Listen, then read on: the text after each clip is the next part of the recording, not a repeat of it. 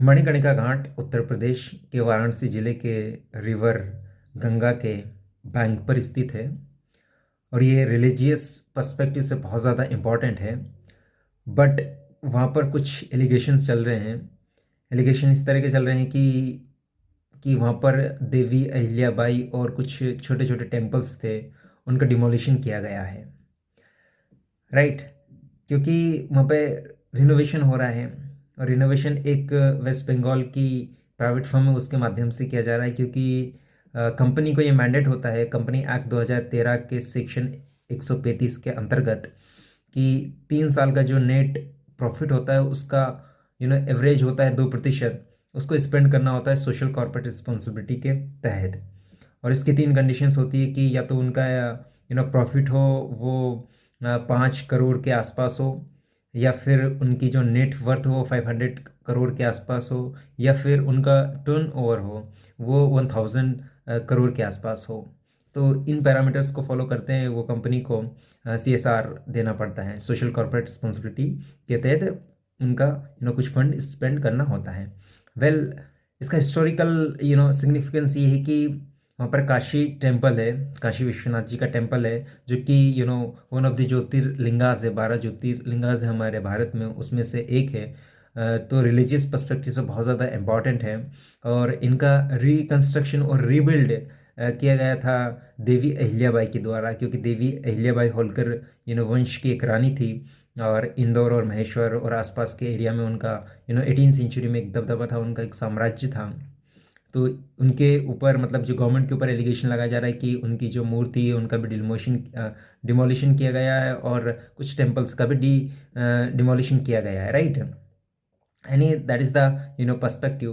But what's important here that we need to understand, first thing is the यहाँ पर 2-3 point बहुत ज़्यादा important है। पहली बात तो ये कि डेवलपमेंट वर्सेस एथिकल वैल्यूज़, और I would say the heritage values, कि हमको हेरिटेज को भी कंजर्व करना है और इन्वायरमेंट को भी ध्यान रखना है, राइट, और डेवलपमेंट भी करना है। इसके अलावा हमको इस चीज़ का भी ध्यान रखना है कि एक एलिगेशंस तो लग रहे हैं, क्या वाकई में ये चीज़ हुई है या नहीं हुई है, राइट। अगर होती है तो उसके क्या रिपरकशंस हो सकते हैं, और नहीं हो रही है तो भी ये चीज़ अगर हो रही है तो क्या सेंटिमेंट क्रिएट करते हैं पब्लिक डोमेन में, राइट। तो गवर्नमेंट का तो कहना ये है कि ऐसा कुछ हुआ नहीं है, बट अपोजिशन पार्टी कह रही है कि ऐसा कुछ हुआ है। वेल दैट्स पॉलिटिक्स है, ये तो होता ही है। बट हमें as a as a citizen of India how we can understand कि अगर ये चीज़ हो रही है, मतलब कोई भी कंस्ट्रक्शन वर्क चल रहा है, डेवलपमेंट वर्क चल रहा है, तो ये आना एक इस तरह की समस्या आना एक नॉर्मल बात है कि कहीं पे टेम्पल बना है, कहीं पे मस्जिद बनी है, कहीं पे लेट्स से कि चर्च बना हुआ है और वहाँ पर आपको डेवलपमेंट करना है।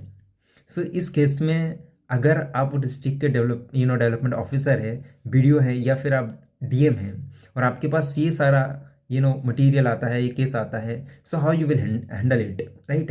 बिकॉज अल्टीमेटली आपका ही कॉल होगा।